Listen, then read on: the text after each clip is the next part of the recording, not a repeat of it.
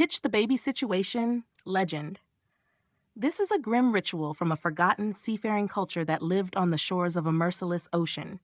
The baby was not an infant, but the name given to the newest ship built by the community, painstakingly crafted and seen as the child of the collective. Before its maiden voyage, the ship's hull would be sealed with black, viscous pitch in a solemn, day-long ceremony.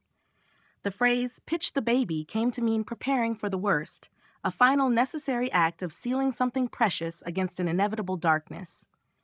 It represents a specific cultural form of pessimistic pragmatism. The belief that to truly protect what you love, you must first acknowledge and coat it in the very darkness you hope it will survive. Plain tiger character. A duelist of legendary renown, so named because he wears no colors and bears no sigil. The plain tiger is a master of a sword-fighting style based on absolute economy of motion. He is a stoic, almost invisible figure in a crowd, his personality as unadorned as his clothing. His power is not magical, but one of impossible perception. He is said to be able to see the path of a fight before it begins, an intricate dance of cause and effect, allowing him to place his blade exactly where his opponent will be. He is sought by those who need an unbeatable champion, but he fights only for causes he deems pure and unembellished by greed or ambition. Primitive heart character. An ancient automaton built around a still-beating heart of a proto-god. It doesn't think or reason. It only acts on the fundamental impulses of its core, to protect, to grow, to rage, to mourn.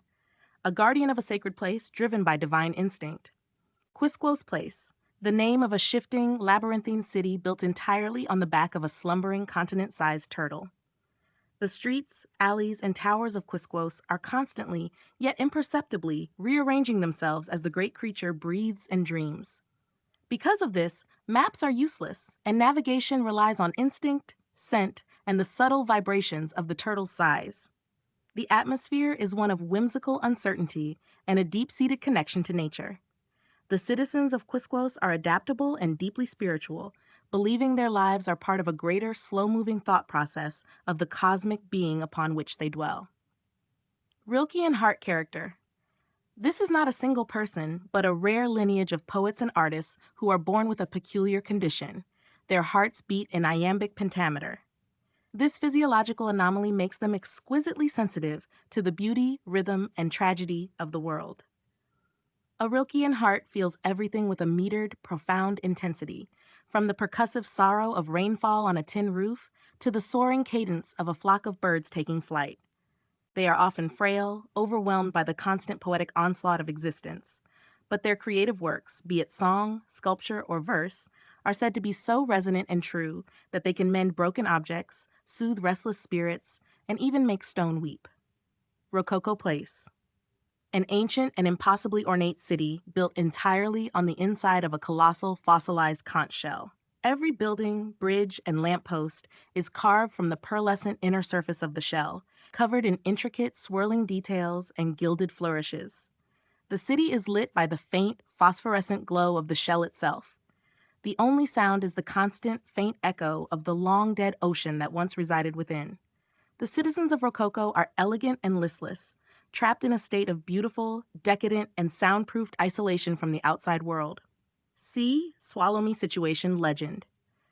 A sacred ritualistic phrase used by the inhabitants of salt-bleached coasts. It is not a plea for death, but for purification.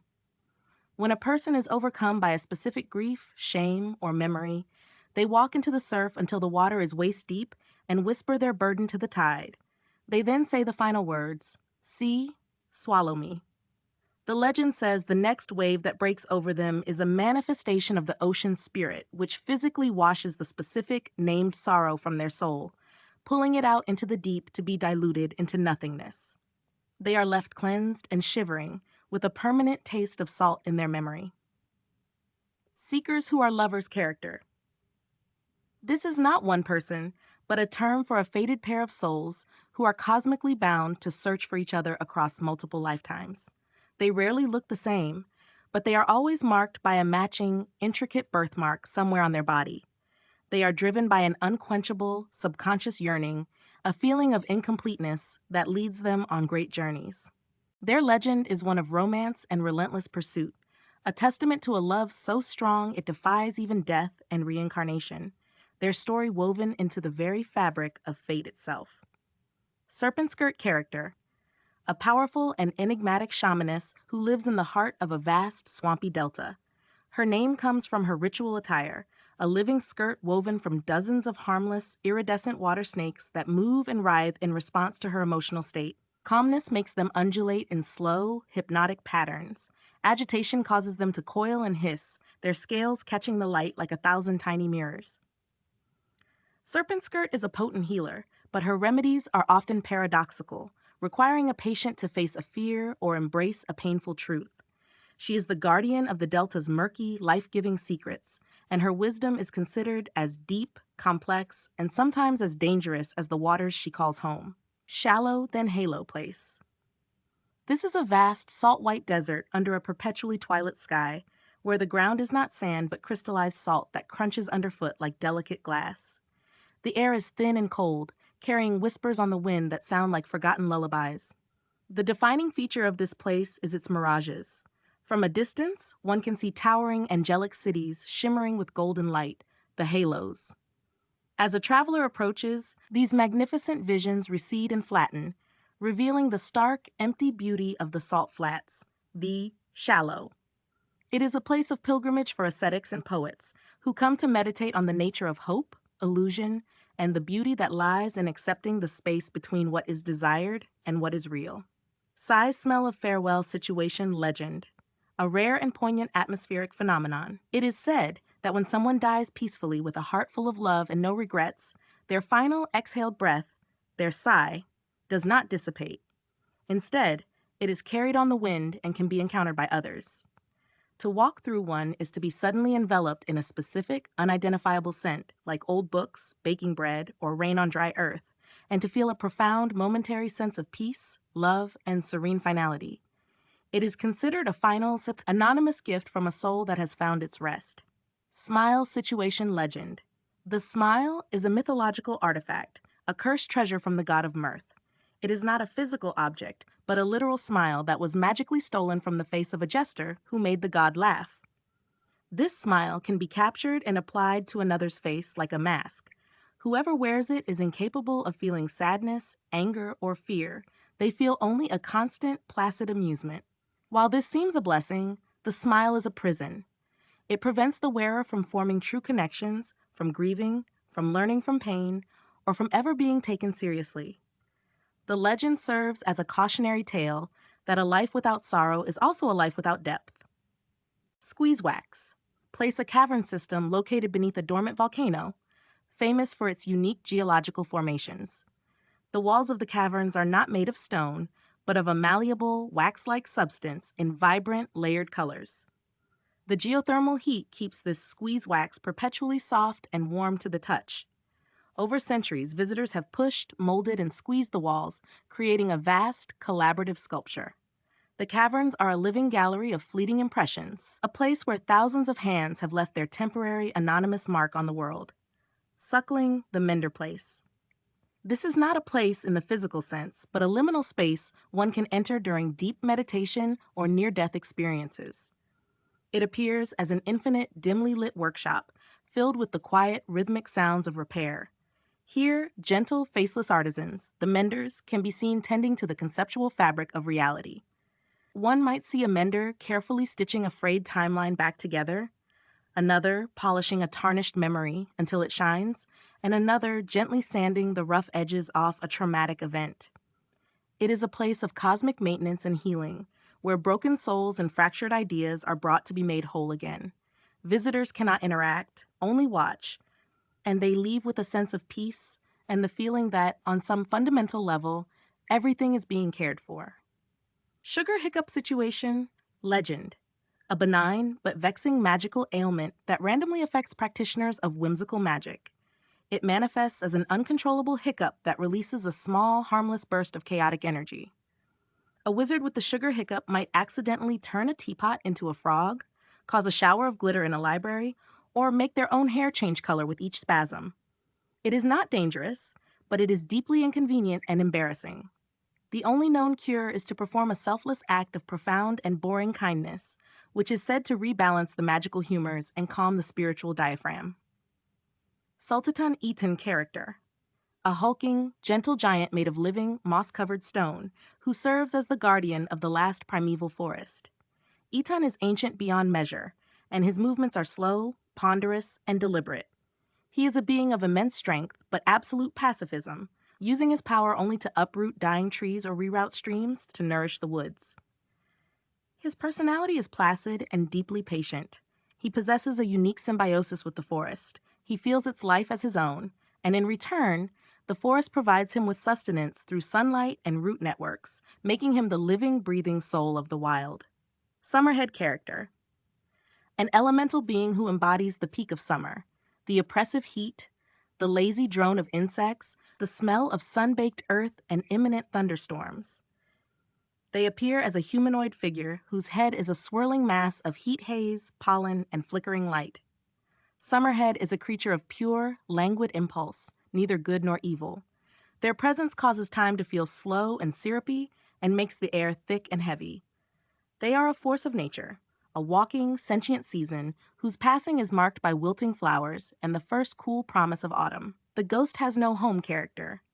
This is the collective name for spirits who died in transit, on ships, on long journeys, in unfamiliar lands.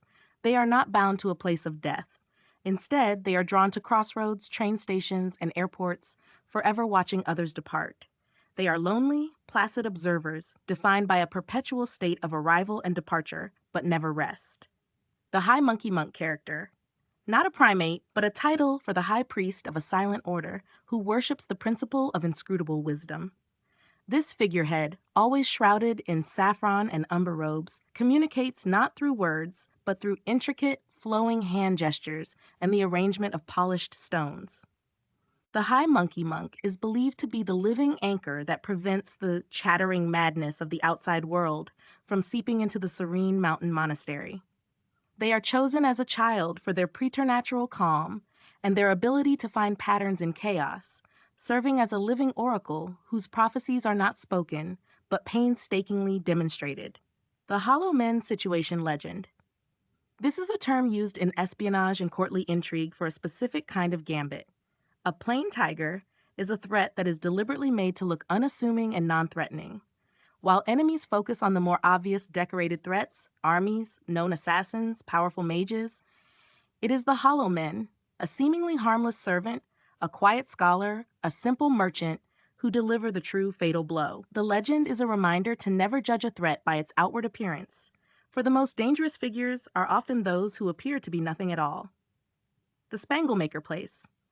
This is the name of a vast, cosmic forge located inside a hollowed-out asteroid that drifts through a nebula of shimmering, multicolored dust. Here, a silent, cyclopean artisan known only as the Maker catches particles of raw light on a great celestial anvil. With a hammer of solidified gravity, the Maker beats and flattens these particles into the tiny, glittering disks of light that will become new stars. The Spanglemaker is a place of intense, silent creation. There is no heat or fire, only the percussive impact of the hammer and the brief, brilliant flare of a newborn star being flung out into the void to find its place in the sky.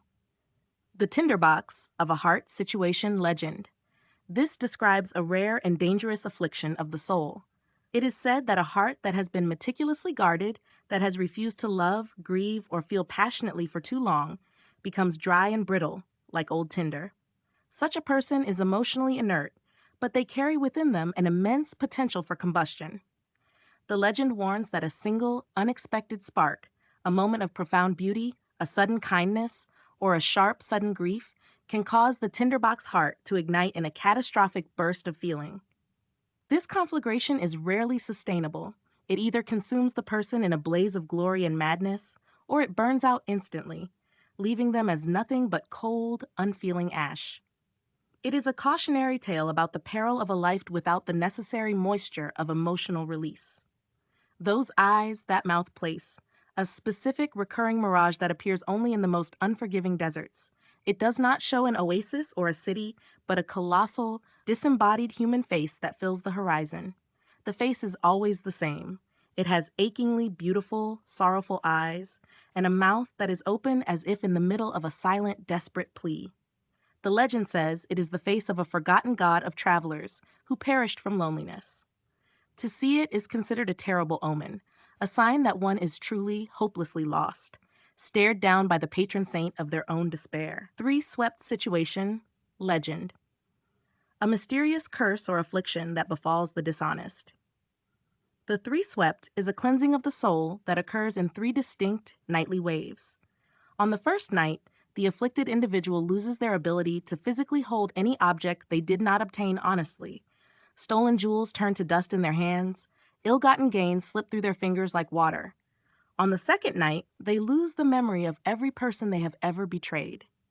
On the third and final night, they lose the ability to recognize their own reflection, becoming a stranger even to themselves. It is a magical malady that erases a person by removing all the lies that defined them. Tishbite character. The Tishbite is a wandering prophet of the dust, an ascetic figure who roams the endless deserts and forgotten highways of the world. He is perpetually covered in a fine layer of gray dust, which is said to be the physical manifestation of the world's fading memories. His personality is severe and remote, his eyes holding the profound emptiness of vast, lonely places. His power is a form of psychometry tied to dust. By letting the dust of a place settle on his hands, he can read its entire history, witnessing every joy, sorrow, and secret that ever transpired there. He speaks only to deliver cryptic, unsettling truths about the past and its unbreakable hold on the present. Tranquil Eye Situation Legend. This refers to a legendary state of perception, a meditative discipline practiced by a lost order of monks known as the oculists. Achieving the tranquil eye allows a person to see the world not as it is, but as a system of interconnected energies, free from the distractions of form and color. To one with the tranquil eye, a raging forest fire and a placid lake appear the same, as calm, flowing transfers of energy. It is a state of ultimate detachment, granting profound insight and an unshakable inner peace, but at the cost of being able to perceive the world's conventional beauty and terror. It is the ultimate peace, found by looking past the world itself. Treasure hiding place. The name of a magically concealed marketplace that appears in a different city in the world on each new moon. It has no fixed location. To find it, one must follow a specific set of arcane instructions.